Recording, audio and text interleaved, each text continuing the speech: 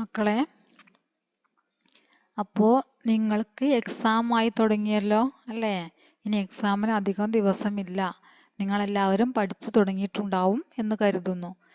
എല്ലാവരും ഇപ്പോൾ ഹിന്ദി അക്ഷരങ്ങളൊക്കെ പഠിച്ചല്ലോ അല്ലേ? ഏകദേശം അക്ഷരങ്ങളൊക്കെ നിങ്ങളിപ്പോൾ പഠിച്ചു കഴിഞ്ഞു.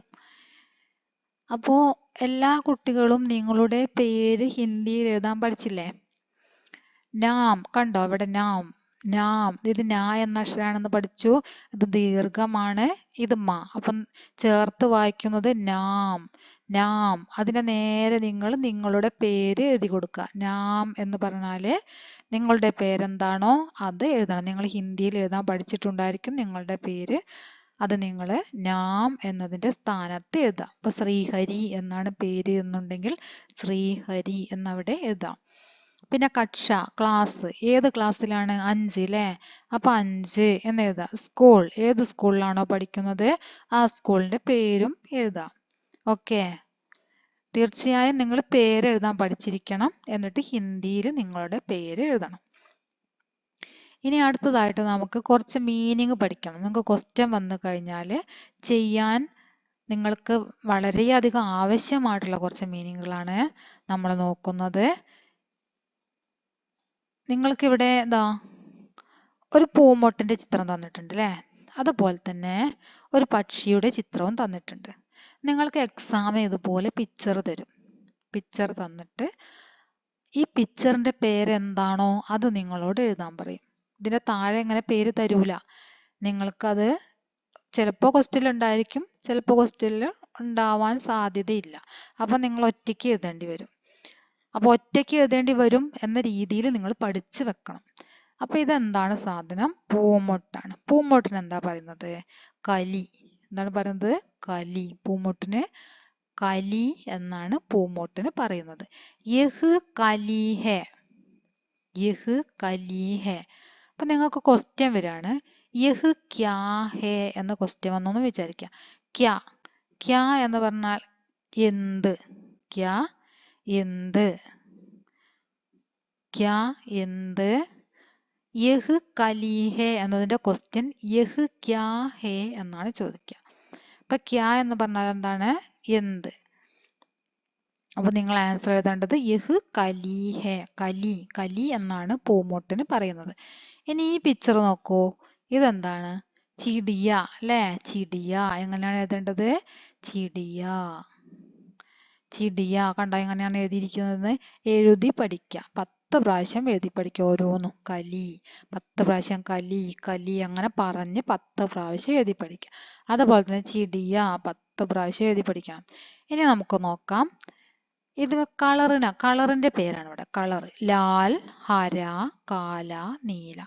ഇതിനൊക്കെ ഏത് കളറാണോ അതേ കളർ കൊണ്ടാണ് ഇവിടെ എഴുതിയിരിക്കുന്നത്. ലാൽ, ലാൽ പറഞ്ഞാല് റെഡ്. ഹര ഗ്രീൻ, കാല ബ്ലാക്ക്, നീല പറഞ്ഞാൽ നീലല്ലേ? മനസ്സിലായോ? ലാൽ പറഞ്ഞാൽ ഏതാ കളറ്? ഇതാ ചുവപ്പ് കളർ തന്നെയാണ് ലാൽ എന്ന് പറയുന്നത്. അപ്പൊ നിങ്ങൾ ഈ കളർ പഠിക്കണം. നിങ്ങളെ ക്വസ്റ്റ്യനിൽ ഇതുപോലെ കളർ കൊണ്ടൊന്നുമല്ല എഴുതുക.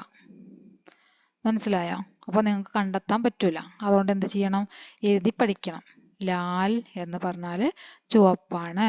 അപ്പൊ ലാൽ ലാൽ ലാൽ. നിങ്ങൾക്ക് എല്ലാവർക്കും മോഹൻലാലിനെ ഇഷ്ടല്ലേ?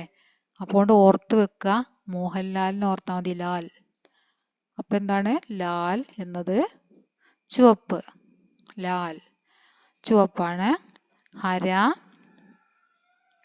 ഹര എന്ന് പറഞ്ഞാല് പച്ച. ഹര എന്നാൽ എന്താണ്? പച്ച. ഹര പച്ച, അങ്ങനെ പഠിക്കുക. ഹര, ഹര എന്ന് പറഞ്ഞാൽ പച്ച. കാല, കാല കറുപ്പ്. കാല കറുപ്പ്. അങ്ങനെ പറഞ്ഞ് എഴുതി പഠിക്കാം. നീല, അത് എളുപ്പമാണ് അല്ലേ? നീല നമ്മൾ പറയുന്നതാണ്. നീല കളറിന് തന്നെയാണ് ഹിന്ദിയിൽ നീല എന്ന് തന്നെയാണ് പറയാ. നീല. അപ്പൊ നിങ്ങൾക്ക് കളറ് ചോദിക്കും. ലാൽ, ഹര, കാല, നീല അത് പഠിക്കണം. അതുപോലെ തന്നെ ചിടിയ എന്ന് എഴുതാൻ പഠിക്കണം. നിങ്ങളുടെ പേര് എഴുതാൻ പഠിക്കണം. പിന്നെ ഇവിടെ കലിയാം. കലി എന്നത് നമ്മൾ നേരത്തെ പഠിച്ചു. കലി, കലി പറഞ്ഞ പൂമൊട്ട് അല്ലേ? കലിയാം എന്ന് പറഞ്ഞ പൂമൊട്ടുകൾ. കുറേ എണ്ണം ഉണ്ട്. കുറേ എണ്ണം ഉണ്ടാവുമ്പോഴാണ് കലിയാം എന്ന് പറയാം. പൂമൊട്ടുകൾ. പിന്നെ ഹവ. ഹവ എന്ന് പറഞ്ഞാൽ കാറ്റ്. എന്താണ് ഹവ? ഹവ എന്ന് പറഞ്ഞാൽ കാറ്റ്. ഹവ കാറ്റ്. ധൂപ് വെയിൽ. ധൂപ് വെയിൽ. ധൂപ് പറഞ്ഞാൽ എന്താണ്? വെയിൽ. ചിടിയാം. ചിടിയാം പറഞ്ഞാൽ പക്ഷികൾ. ചിടിയാം പക്ഷികൾ. ഇനി ടോമി ഓർ മേം. ടോമിയും ഞാനും. ഇതാരാണ്? ഈ പിക്ചറിലുള്ള കുട്ടി ലടുക്കി ആരാണ്? മേ നീതു ഹൂം. മേം നീതു ഹൂം.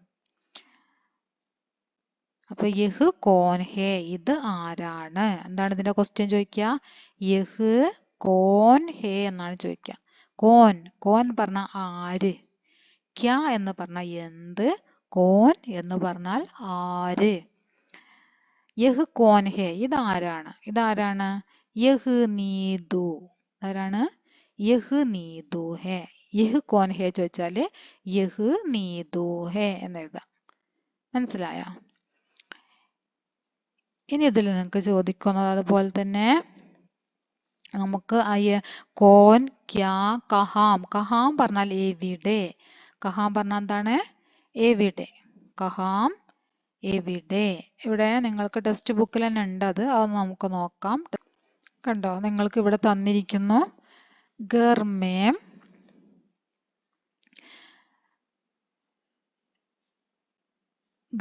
घर के अंदर कौन है. കണ്ടോ? കോൻ. കോൻ. കഹാം. കോൻ പറഞ്ഞാൽ എന്താണ്? ആര്. കോൻ ആര്.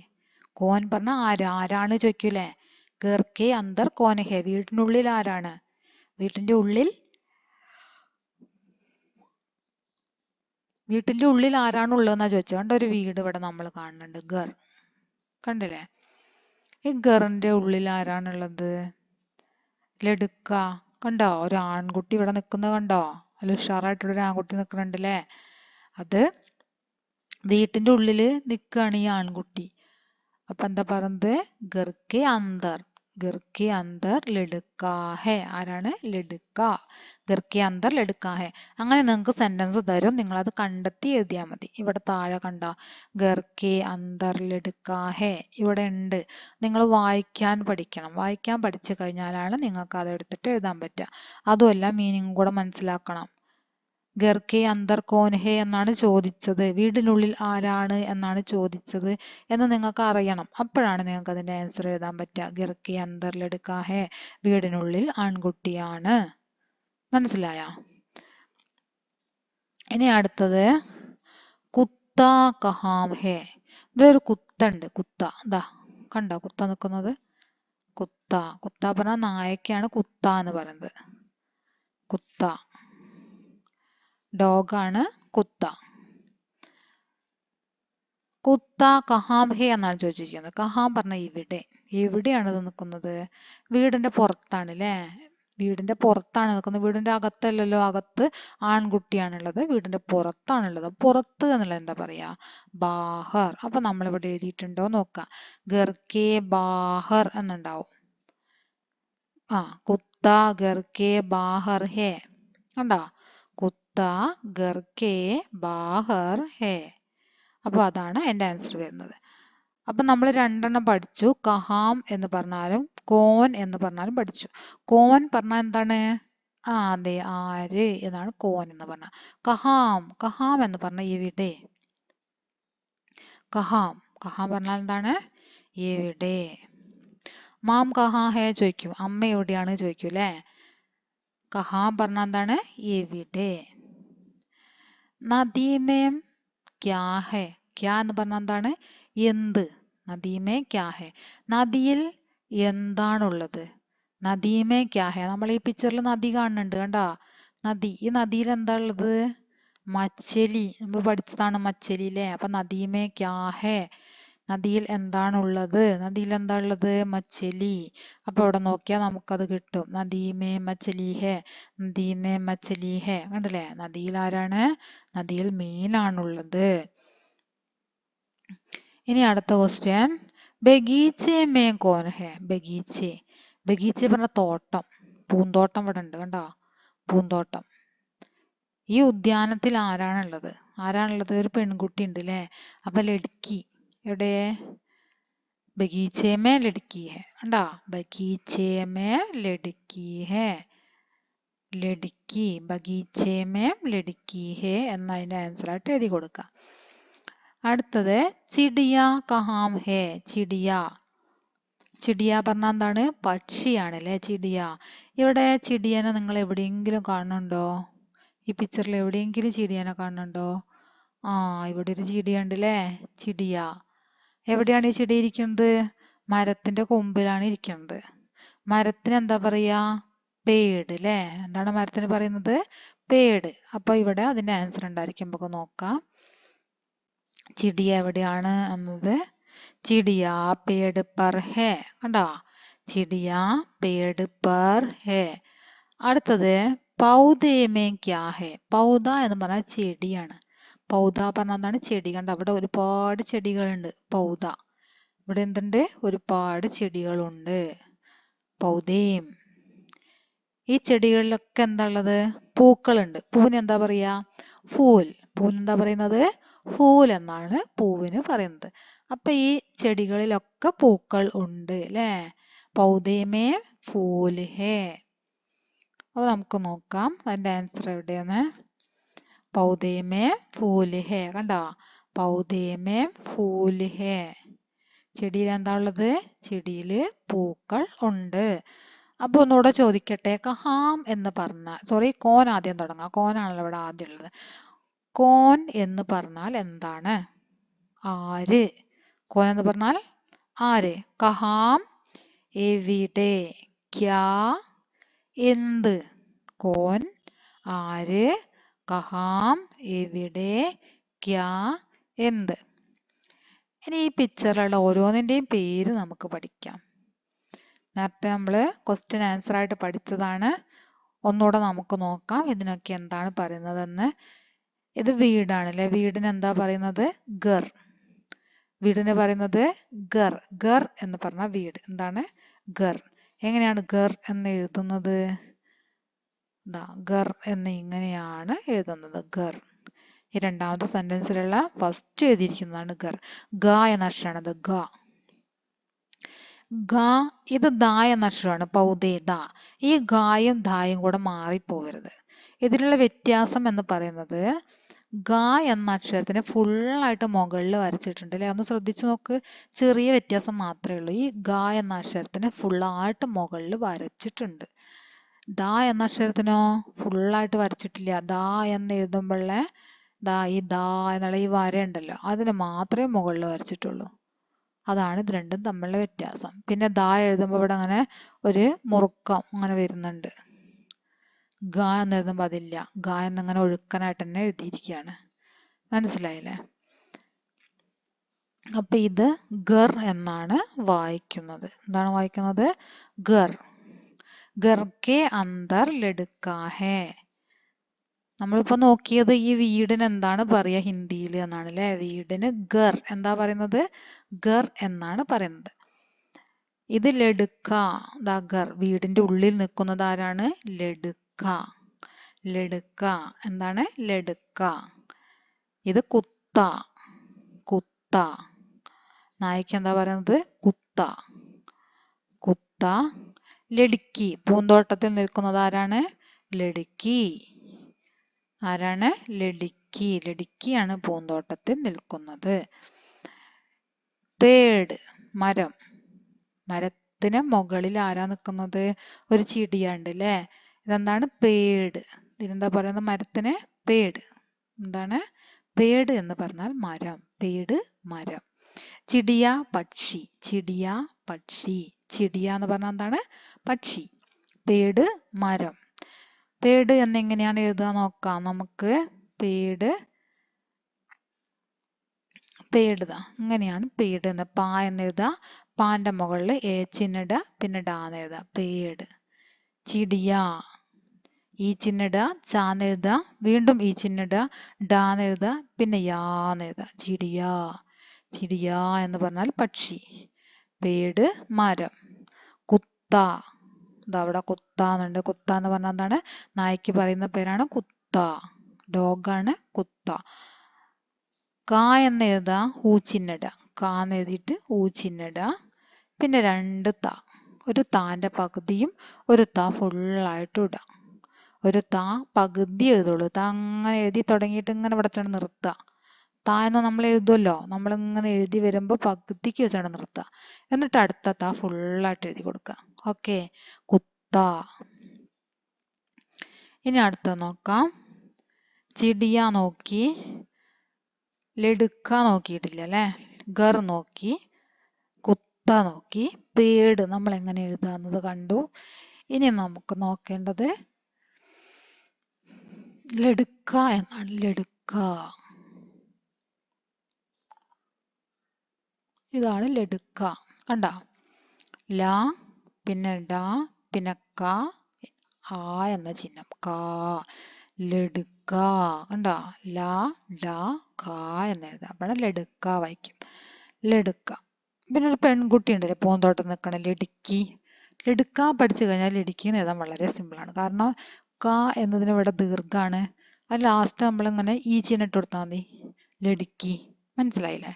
ലടുക്കി, ലടുക്ക, ലടുക്കി. ഇനി നമ്മളിതിൽ നോക്കുന്നത് ഫൂലാണല്ലേ? ഫൂൽ. ഈ ചെടീന്റെ മുകളിലൊക്കെ എന്തുണ്ട്? പൂക്കളുണ്ട്. അപ്പൊ പൂവിനെ എങ്ങനെയാണ് ഫൂൽ എന്നെങ്ങനെയാണ് എഴുതേണ്ടത് എന്ന് നോക്കാം. ദാ ഫൂൽ. ഇത് ഫ എന്ന അക്ഷരമാണ്. ഫ എന്ന അക്ഷരമാണിത്. ഊ എന്ന ചിഹ്നം താഴെ ഇട്ടിരിക്കുന്നു. പിന്നെ ല എന്നിട്ടിരിക്കുന്നു. ഫൂൽ, ഫൂൽ.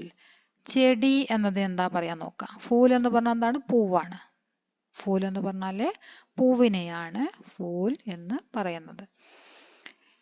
പൗധെ എന്ന് പറഞ്ഞാലും ചെടി. പൗധെ. ഇത് പ എന്ന അക്ഷരം ഔച്ചിഹ്നം. പ പിന്നെ ഔച്ചിഹ്നം. പൗധെ.